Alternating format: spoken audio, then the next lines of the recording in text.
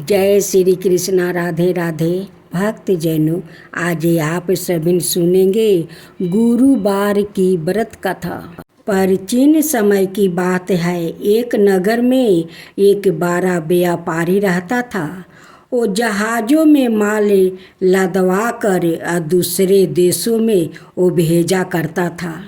वो जिस प्रकार अधिक धन कमाता था उसी प्रकार जी खोलकर वो दान भी करता था। परंतु उसकी पत्नी अत्यंत कंजूस थी। वो किसी को एक डमरी भी नहीं देने देती थी। एक बार सेठ जब दूसरे देश से व्यापारी करने गया तो पीछे से बृहस्पति देव ने साधु भेष में उनकी पत्नी से भिक्षा मांगने आए। व्यापारी की पत्नी बृहस्पति देव से बोली, हे साधु महाराज, मैं इस दान और पुण्य से तंग आ गई हूँ। आप कोई ऐसा उपाय बताइए जिससे मेरा सारा धन नष्ट हो जाए और मैं आराम से रह सकूं। मैं यह धन लुटाता हुआ नहीं देख सकती। बृहस्पति देव ने कहा, हे देवी, तुम बड़ी विचित्रा हो। संतान और धन से कोई भला दुखी होता है। अगर अधिक धन है तो इसे शुभ कार्य में लगाओ। कुंवारी कन्याओं का विवाह करवाओ। विद्यालय और बाग बगीचा का निर्माण करवाओ। ऐसे पुण्य कार्य करने से तुम्हारा लोक परलोक सातारक हो सकता है। परंतु साधु की इन बातों से व्यापारी की पत्नी को खुशी नहीं हुई। उसने कहा, मुझे ऐसे धन की आवश्यकता नहीं है जिसे मैं दान दूं। तब बृहस्पति देव बोले, यदि तुम्हारी ऐसी इच्छा है तो तुम एक उपाय करो। 7 बृहस्पतिवार घर को गोबर से लिपना, अपने केशों को पीली मिट्टी से धोना, केशों को धोते समय स्नान करना, व्यापारी से हजामत बनाने को कहना, भोजन में मांस मदिरा खाना, कपड़े अपने घर धोना। ऐसे करने से तुम्हारा सारा धन नष्ट हो जाएगा। इतना कहकर बृहस्पति देव अंतर ध्यान हो गए। व्यापारी की पत्नी ने बृहस्पति देव के कहे अनुसार 7 बृहस्पतिवार वैसा ही करने का निश्चय किया। केवल 3 बृहस्पतिवार बीते थे कि उसकी समस्त धन संपत्ति नष्ट हो गई और वो परलोक सिधार गई। जब व्यापारी वापस आया तो उसने देखा कि उसका सब कुछ नष्ट हो चुका है। उस व्यापारी ने अपनी पुत्री को संताना दी और दूसरे नगर में जाकर वो बस गया।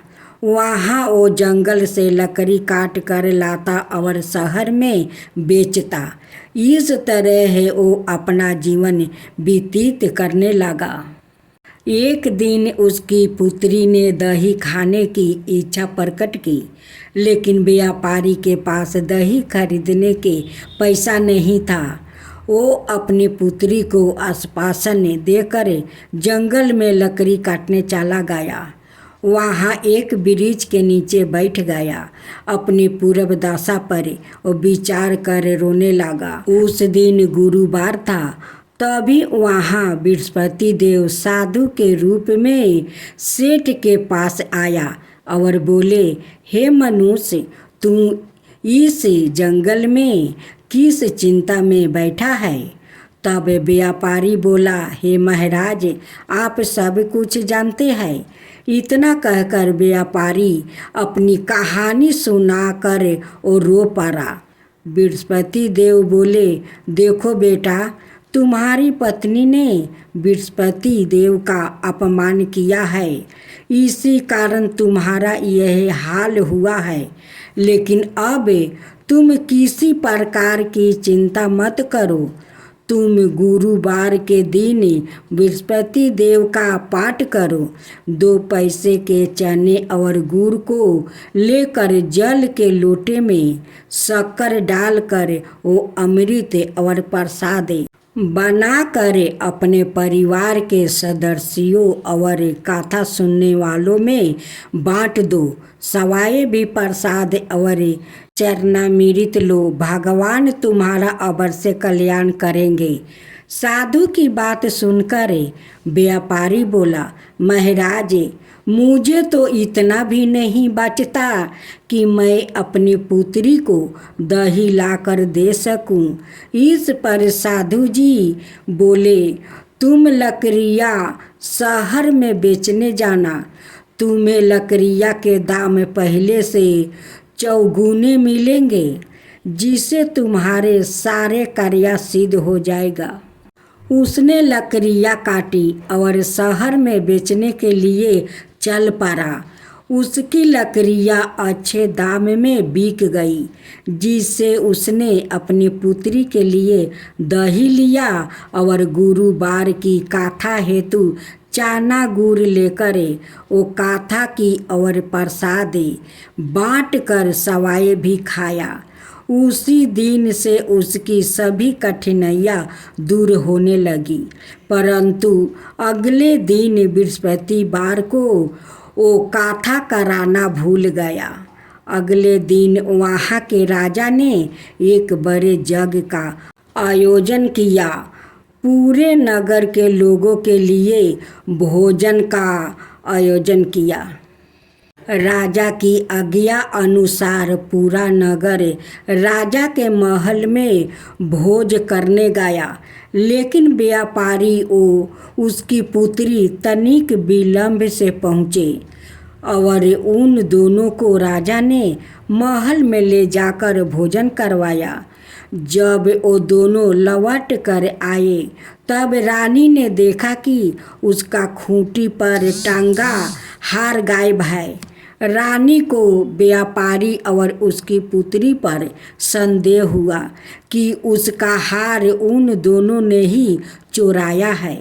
राजा की आज्ञा से उन दोनों को कारावास की कोठरी में कैद कर दिया गया। कैद में पड़कर दोनों अत्यंत दुखी हुआ। वहाँ उन्होंने बृहस्पति देवता का स्मरण किया। बृहस्पति देव ने प्रकट होकर व्यापारी को उसकी भूल का अभिवास करवाया और उन्हें सलाह दी कि गुरुवार के दिन कैद खाने के दरवाजे पर तुम्हें 2 पैसा मिलेंगे। उनसे तुम चने और मनका मंगा कर विधि पूर्वक बृहस्पति देवता का पूजन करना। तुम्हारा सब दुख दूर हो जाएगा। बृहस्पतिवार को कैद खाने के द्वार पर उन्हें 2 पैसा मिला। बाहर सड़क पर एक स्त्री जा रही थी।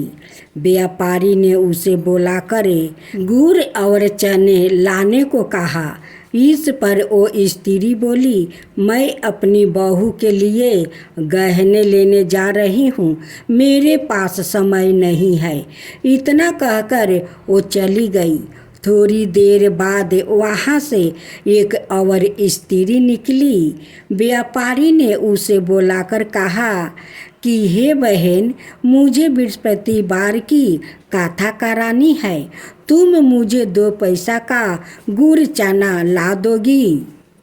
बृहस्पति देव का नाम सुनकर वो स्त्री बोली, भैया मैं तुम्हें अभी गुड़ चना लाकर देती हूँ। मेरा एकलौता पुत्र मर गया है। मैं उसके लिए कफन लेने जा रही थी, लेकिन मैं पहले तुम्हारा काम करूँगी, उसका बाद अपने पुत्र के लिए कफन लाऊंगी। वो स्त्री बाजार से व्यापारी के लिए गुड़ चना ले आई और सवाए भी बृहस्पति देव की कथा सुनी। कथा के समाप्त होने पर वो स्त्री कफन लेकर अपने घर गई। घर पर लोग उसके पुत्रा की लाश को राम राम सत्य है कहते हुए शमशान ले जाने की तैयारी कर रहा था। स्त्री बोली, मुझे अपने पुत्रा का मुख देख लेने दो। अपने पुत्रा का मुख देखकर उस स्त्री ने उसके मुंह में प्रसाद और चनामृत डाल दिया। प्रसाद और चनामृत के प्रभाव से वो पुनर्जीवित होकर उठ बैठा। पहली स्त्री जिसने बृहस्पति देव का निरादर किया था, वो जब अपने पुत्रा के ब्याह हेतु पुत्र वधू के लिए गहने लेकर लौटी और जैसे ही उसका पुत्र घोड़ी पर बैठकर निकला, वैसे ही घोड़ी ने ऐसी उछाल मारी कि वो घोड़ी से गिरकर मर गया। यह देखकर स्त्री रो रो कर बृहस्पति देव से क्षमा याचना करने लगी। उस स्त्री की याचना से बृहस्पति देव साधु भेष में वहाँ पहुँचकर कहने लगे, देवी, तुम्हें अधिक विलाप करने की आवश्यकता नहीं है। यह बृहस्पति देव का अनादर करने के कारण हुआ है। तुम वापस जाकर मेरे भक्त से क्षमा मांगकर कथा सुनो, तब ही तुम्हारी मनोकामना पूर्ण होगी। जेल में जाकर उस स्त्री ने व्यापारी से माफ़ी मांगी और कथा सुनी। कथा के उपरांत वो प्रसाद और चंदरमृत लेकर अपने घर वापस गई। घर आकर उसने चरणामृत अपने मृतक पुत्र के मुख में डाल दिया। चरणामृत के प्रभाव से उसका पुत्र भी जीवित हो उठा। उसी रात बृहस्पति देव राजा के सपने में आया और बोले, हे राजन, तूने जिस व्यापारी और उसके पुत्री को जेल में कैद कर रखा है, वो बिल्कुल निर्दोष है। तुम्हारी रानी का हार वही खूंटी पर टंगा है। दिन निकला तो राजा रानी ने हार खूंटी पर टांगा हुआ देखा। राजा ने उस व्यापारी और उसकी पुत्री को रिहा कर दिया और उन्हें आधा राज्य देकर उसकी पुत्री का विवाह ऊंचा कुल में करवा कर दहेज में हीरे जवाहरात दिया। देवा चीनी चीनी भोग लगाऊं केदली फल मेवा।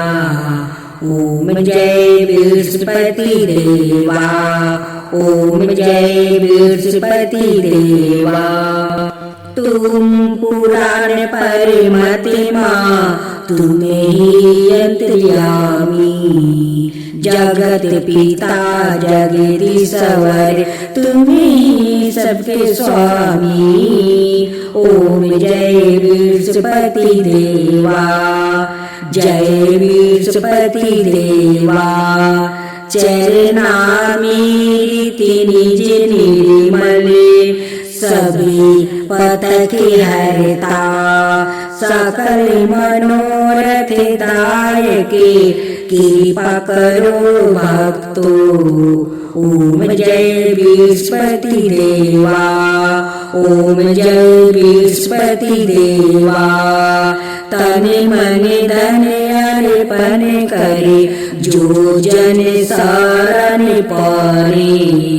प्रभु प्रकट तब हो करे, आकर दुआरे खरे।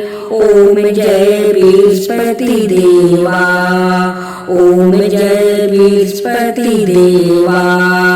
दीन दयाल दयानिधि, भक्तन के हितकारी। पाप दोष सब हरता, भाव बंधन हारी। ओम जय बृहस्पति देवा, ओम जय बृहस्पति देवा।